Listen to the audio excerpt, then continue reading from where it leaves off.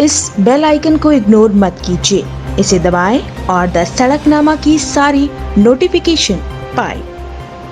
जो pending issues थे उसके हिसाब से आज का जो एजेंडा आया है वो थोड़ा लंबा आया था। कुल मिलाकर 42 आइटम्स एजेंडा में थी।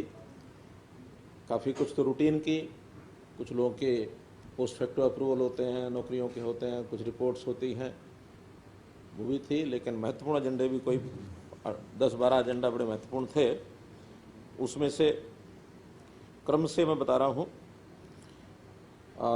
एक एजेंडा उसमें आया था कि एक स्टैम्प ड्यूटी का रेट जो बैंक से लेन देन होता है, खास करके किसानों का, तो इंडियन स्टैम्प एक्ट के अंतर्गत जो उनके छोटे छोटे डॉक्यूमेंट्स की फ़ीस थी वो मिनिमम फ़ीस 2000 रुपये थी।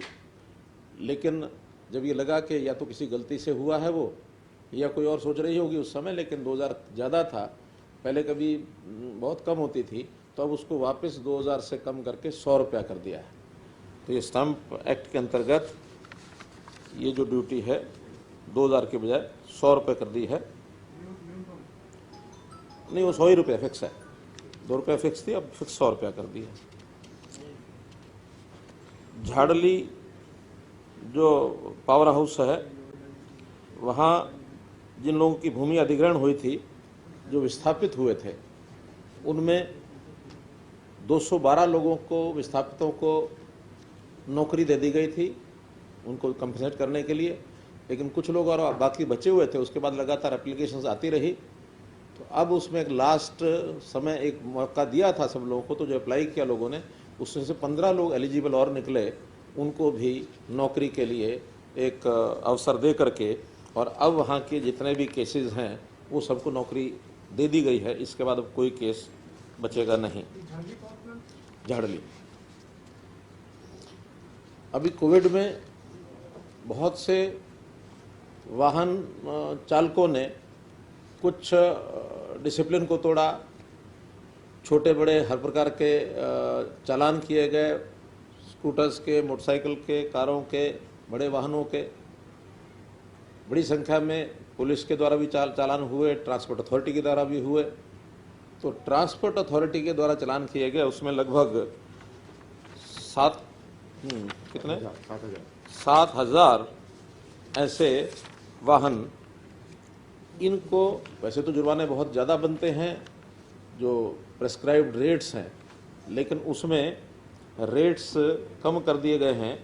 अब स्कूटर का 500 रुपये, कार जीप का 1000 रुपये, और ट्रांसपोर्ट व्हीकल जो बड़े हैं उनका 2000 रुपये, ये रेट करके एक कंपाउंडिंग फीस एक लमसम करने के बाद ऐसे 6500 वाहनों को रिलीज करने के लिए एक प्रस्ताव ये हमने पारित कर दिया है। टाउन कंट्री प्लानिंग में दीनदयाल जन आवास योजना 22 नंबर क्या है, दीनदयाल जन आवास योजना के अंतर्गत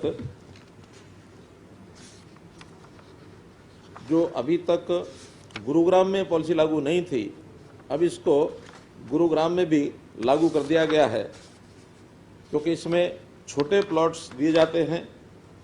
ईडीसी के चार्जेस भी बाकी जगह तो काफ़ी कम हैं, लेकिन गुरुग्राम में लगभग जो प्लॉटेड कॉलोनी है उसके बराबर होते हैं। लेकिन इसमें कुछ और सुविधाएं देने के बाद जो सामान्य नागरिक है उसको प्लॉट लेना आसान हो जाता है। तो ऐसा इस योजना को गुरुग्राम में भी लागू कर दिया है। और इसमें विशेष क्या है, तो एक दीनदयाल की सुविधा गुरुग्राम वासियों को भी ये दी गई है।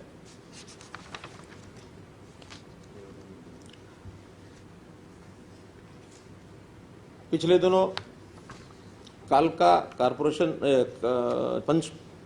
पंचकुला कारपोरेशन, इसके साथ कालका पिंजौर भी जुड़ा हुआ था। तो कालका के लोगों की डिमांड थी कि हमारी नगर परिषद अलग बना दी जाए। ये हमने घोषणा भी की थी। आज उस प्रस्ताव को पारित करके पंचकुला नगर निगम अलग और कालका नगर परिषद इसको अलग कर दिया है। और अब इसमें दोनों इकाइयाँ स्वतंत्र रूप से इनका चुनाव होगा अगले कुछ दिनों में। ये भी एक प्रस्ताव पारित कर दिया है।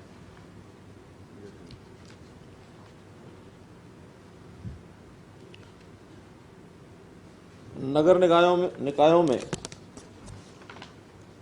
जमीन अलॉटमेंट की एक पॉलिसी बनाई है, जिसमें सामाजिक धार्मिक जो संस्थाएं हैं उनको पहले 3,000 स्क्वायर मीटर तक उनको अलॉटमेंट ये हो सकती है।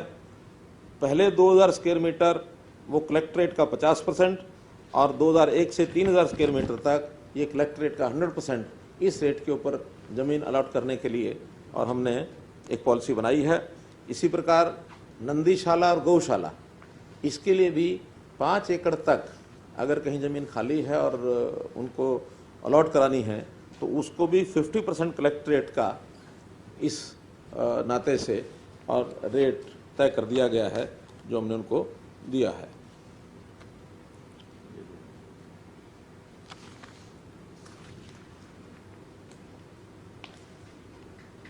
पिछले दिनों में टाउन कंट्री प्लानिंग के बिल्डिंग्स उनको 15 मीटर के बजाय हाइट 16.5 मीटर कर दी गई थी और उसमें जो प्रावधान 15 मीटर तक थे वो 16.5 मीटर तक कर दिए थे, क्योंकि जो नीचे बेसमेंट है उसके ऊपर 4 फ्लोर और बना करके उनकी हाइट 16.5 मीटर तक चली जाती है।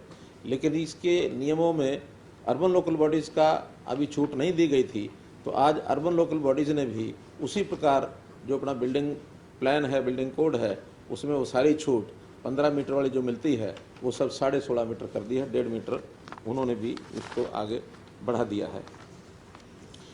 एक विषय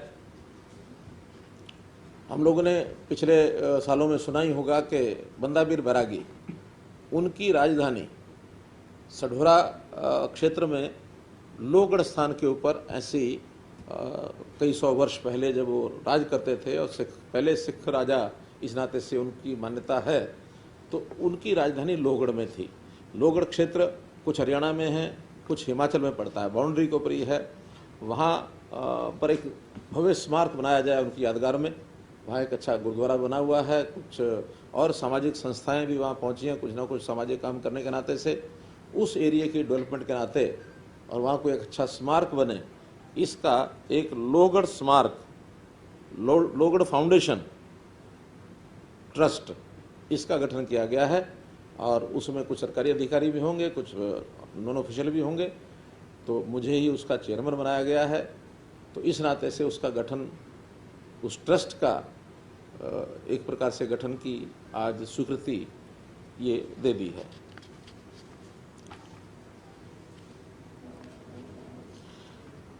हरियाणा में एडवर्टाइजमेंट पॉलिसी ये 2007 में बनी थी। उस एडवर्टाइजमेंट पॉलिसी के हिसाब से अभी तक सारे काम चल रहे थे। एक बात इन दिनों में जो बहुत आगे बढ़ कर के आई वो थी सोशल मीडिया की। और सोशल मीडिया में जैसे यूट्यूब चैनल्स हो गए हैं या क्या उसको बोलते हैं वेब चैनल हो गए हैं, तो इनके ऊपर एडवर्टाइजमेंट की कोई पॉलिसी भी सरकार की क्लियर कट नहीं थी। उन लोगों की एक डिमांड भी थी कि भाई आखिर एडवर्टाइजमेंट हमें भी मिलनी चाहिए, जैसे चैनल्स को मिलती है, जैसे इलेक्ट्रॉनिक मीडिया को मिलती है, उसी प्रकार से वेब चैनल्स को, यूट्यूब्स को, इनको भी मिलनी चाहिए। तो उसकी आज एक पॉलिसी बना दी है ताकि उनको भी इसका लाभ, जो सरकारी लाभ है, वो मिल सके। हाँ जी, वो सारी पॉलिसी में लिखा है, डिटेल आप लोगों को दी जाएगी। कई जिलों में जो पीछे 4-5 जिलों में यूट्यूब चैनल जो है डीसी ने बैन किए हैं, आपकी जानकारी में भी सब जानकारी में है, लेकिन क्योंकि क्लियर कट पॉलिसी नहीं थी तो अब धीरे धीरे उसको क्लियर कट पॉलिसी बना रहे हैं। उनकी भी एक्रेडिशन, उसको भी हम खोल रहे हैं। एक्रेडिशन खोली कि नहीं अपने भी? खोल दी। हाँ, तो उनकी एक्रेडिशन खोली है। उसमें क्या है कि अभी तक कोई इसका सिस्टम नहीं है। कोई भी व्यक्ति आकर के और अपना मोबाइल खोल के अपना शुरू हो जाता है। उसकी कठिनाई वक्ता को भी आती है, मीडिया के बाकी लोगों को भी आती है। तो उसके एक सिस्टम अब बन रहे हैं, उसकी एक्रेडिशन खोल दी गई है, उनकी एडवर्टाइजमेंट पॉलिसी बना दी गई है। तो अब जो रजिस्टर्ड होंगे, जो उन्हीं को उसकी मान्यता मिलेगी, बाकी सबको नहीं मिलेगी। उसके अंदर काम चल रहा है।